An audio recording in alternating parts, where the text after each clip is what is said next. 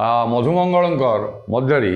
प्रीति अर्थात गौड़ीय वैष्णवर जो प्रेम तत्वर जो निगूढ़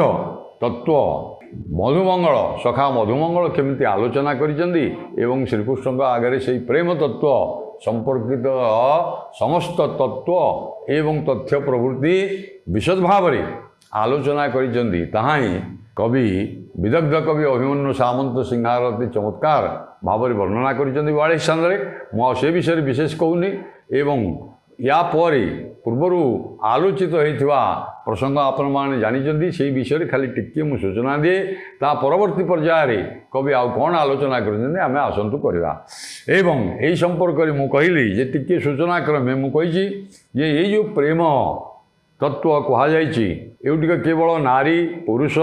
बा नारी नारी रे नारी नारी नारी रे संभव होते नुहे बा प्रेमर पूर्णता नहीं बा पुरुष पुरुष